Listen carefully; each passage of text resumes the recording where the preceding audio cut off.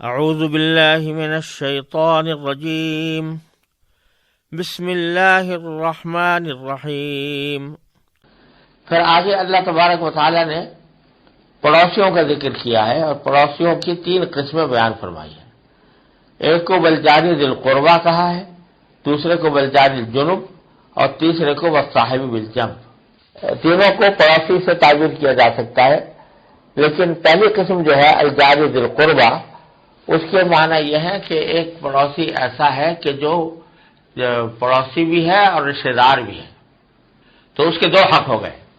ایک رشتہ داری کی وجہ سے اور ایک پڑوسی ہونے کی وجہ سے، اس کا ڈبل حق ہو گیا۔ تو وہ سب سے پڑوسیوں میں سب سے مقدم وہ ہے کہ جو پڑوسی بھی ہو اور ساتھ ساتھ رشتہ دار بھی ہو۔ پھر دوسرا فرمایا والجار جنب، یعنی وہ پڑوسی جو ذرا دور کا ہو، اور مطلب یہ کہ اس کا مکان ضرور بے شک قریب ہے، لیکن اس کے اندر صرف یہ بات ہے کہ وہ پڑوسی ہے اور رشتہ داری کا کوئی تعلق اس سے نہیں ہے۔ ایک تفسیر تو اس کی یہ ہے کہ الجار ذی القربہ سے مراد ہے وہ پڑوسی جو ساتھ ساتھ رشتہ دار بھی ہو، اور الجار الجنب سے مراد ہے وہ پڑوسی جو رشتہ دار نہ ہو، صرف پڑوسی ہو۔ اور بعض حضرات نے اس کی تفسیر یہ کی ہے کہ الجار ذی القربہ کے معنی قریب والا پڑوسی، یعنی جو جس کا گھر دروازہ بالکل دروازے سے ہمارے دروازے سے ملا ہوا ہو، اور جار الجنب وہ ہے کہ جو جس کا دروازہ بالکل ملا ہوا تو نہیں ہے، ایک آدھ گھر بیچ میں فاصلہ ہے لیکن ہے پڑوسی، تو اس کو بھی اللہ تعالیٰ نے حق میں شامل فرمایا ہے۔ بہرحال چاہے یہ مراد ہو یا وہ مراد ہو، دونوں صورتوں میں ان کے حقوق بڑے اہم ہیں، اور پڑوسیوں کے ساتھ حسن سلوک کا خصوصی حکم دیا گیا ہے۔ اور ایک حدیث میں رسول کریم صلی اللہ علیہ وسلم کا یہ ارشاد مروی ہے کہ آپ نے فرمایا کہ جبریل علیہ السلام مجھے مسلسل پڑوسی کے حق کا اہتمام کرنے کی تاکید کرتے رہے، یہاں تک کہ مجھے اندیشہ ہوا کہ شاید یہ پڑوسی کو وارث بھی قرار دے دیں گے، وارثوں میں شامل کر لیں گے پڑوسی کو۔ تو اس لیے اتنا پڑوسیوں کا حق ہے، اور پڑوسیوں کے حقوق میں یہ داخل ہے کہ ان کی خبر گیری کی جائے، ان کے ساتھ حسن سلوک کیا جائے، ان کے ساتھ اٹھنا بیٹھنے کی ضرورت پیش آئے تو اس سے پرہیز نہ کیا جائے، اور پڑوسیوں کے حالات کا جائزہ لیتے ہوئے اگر ان کو کوئی تکلیف درپیش ہے تو تکلیف کو ازالہ کرنے کی کوشش کی جائے۔ یہ ساری باتیں پڑوسیوں کے حقوق میں داخل ہیں۔ تیسری قسم جس کا ذکر کیا گیا ہے، اور وہ بڑی ہی نازک بات ہے، اس کو قرار دیا ہے صاحب بالجنب، یعنی عارضی پڑوسی۔ عارضی پڑوسی کا مطلب یہ ہے کہ وہ شخص ہے جو عارضی طور پر تھوڑی دیر کے لیے ساتھی بن گیا، مثلا سفر کے دوران آپ کے ساتھ بیٹھا ہو یا کھڑا ہو، یا کسی مجلس یا کسی لائن میں لگے ہوئے اپنے پاس ہو، وہ بھی ایک طرح کا پڑوسی ہے۔ یا ایک ہوٹل میں آپ قیام پذیر ہیں اور آپ کے کمرے کے ساتھ دوسرا کمرہ میں کوئی دوسرا آدمی ٹھہرا ہوا ہے، وہ پڑوسی ہے، تو وہ صاحب بالجنب بھی، اس کے ساتھ بھی اچھے برتاؤ کی تاکید فرمائی گئی ہے۔ اور یہ فرمایا گیا ہے کہ اگرچہ اس کا تمہارے ساتھ رابطہ بہت تھوڑا سا ہے، تھوڑی دیر کا ہے، جب تک سفر ہے جب تک ساتھ ہے، سفر ہونے کے بعد جدا ہو جائیں گے، لیکن اس سفر کے تھوڑے سے ساتھ کے اندر بھی تمہارا اس کے ساتھ سلوک ایسا ہونا چاہیے کہ وہ اس کے دل پر ایک نقش چھوڑ کر جائے۔ ایسا نہ ہو کہ یہ سوچ کر کہ تھوڑی دیر بعد تو ہم جدا ہونے والے ہیں، اگر ان کو چاہیں تھوڑی تکلیف پہنچا دے تو کچھ ہو جائے گا نہیں، یہ خیال بڑا غلط ہے اور یہ غیر انسانی خیال ہے، بلکہ اس کے ساتھ تھوڑی دیر کے لیے بھی جو شخص ساتھ ہو رہا ہے تو اس کی بھی سہولت کا راحت کا اہتمام کرنا چاہیے۔ اسی میں یہ بات بھی داخل ہے کہ جیسے اگر ہم کسی بس میں یا کسی ٹرین میں ریل گاڑی میں سفر کر رہے ہوں اور وہاں پر ہمیں ایک آدمی کو بیٹھنے کی اجازت ہے، تو اگر ہم اس میں زیادہ جگہ گھیر کر اور خود اپنے لیے زیادہ جگہ حاصل کر لیں اور جس کا حق تھا بیٹھنے کا اس کا حق مار لیں، یہ بھی صاحب بالجم کے حقوق کے خلاف ہے، جیسا کہ بکثرت لوگ کرتے ہیں کہ خاص طور سے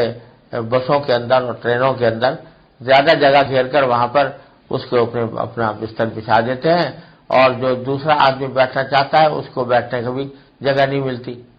تو یہ بات اس شریعت کے خلاف ہے، اور صاحب بالجم کے حقوق کی اس میں پامالی ہوتی ہے، اس سے احتراز کرنا چاہیے. ہاں اگر اتنی جگہ ہے کہ اس کو بھی اپنے بیٹھنے کی جگہ مل جائے اور پھر اس کے ساتھ ہم تھوڑا سا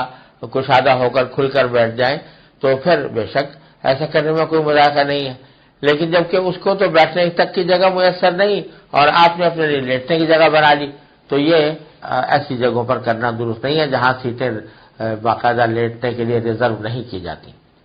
تو صاحب بالجم کے حقوق کا بھی قرآن کریم نے بڑا اہتمام فرمایا. اور پھر اس سے بھی آگے بڑھ کر فرمایا وابن السبیل، راہگیر، مسافر،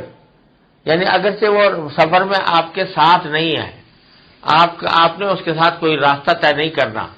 لیکن وہ سامنے سے گزر گیا، آپ کے ابن السبیل ہے، سامنے سے گزر گیا، یا مسافر ہے، اور مسافر ہونے کی وجہ سے آپ کا اس سے سامنا ہو گیا، تو اس کے بھی کچھ حقوق ہیں. اس کے حقوق یہ ہے مثلا کہ اگر وہ راستہ پوچھنا چاہے تو آپ اس کو راستہ بتائیں، صحیح راستہ بتائیں، اس کی مدد کریں. اگر وہ کسی غلط راستے پر چل پڑا ہے تو آپ اس کو بتائیں کہ صحیح راستہ یہ ہے. یا اگر وہ خیال ہے کہ یہ کسی ایسی جگہ سے گزر رہا ہے کہ یہاں پر ان کو پتہ نہیں چلے گا، ٹھوکر کھا کے گر جائے گا، تو ان کو بتا دینا کہ آگے ایسی جگہ ہے، آپ اپنے آپ کو اس ٹھوکر سے بچائیں. یا اور کسی طرح کی تکلیف پہنچنے والی ہو تو اس تکلیف سے ان کو بچانے کا اقدام وہ بھی اس کے حقوق میں داخل ہے. پھر فرمایا وما ملکت ایمانکم، اور تمہارے غلام باندیاں جو تمہارے ہاتھوں کی ملکیت ہے. یہ غلام باندیاں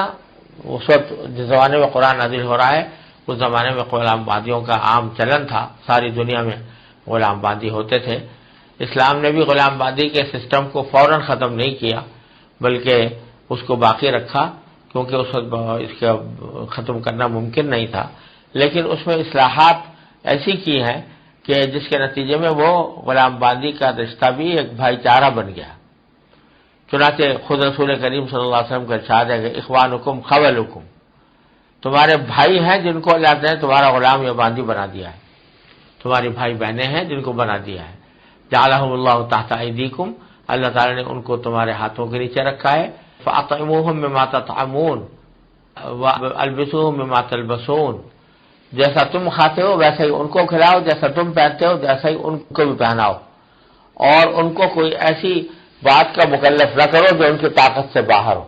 اور اگر کوئی مشکل کام ان کے سبب کیا تو ان کے ساتھ ان کی مدد بھی کرو.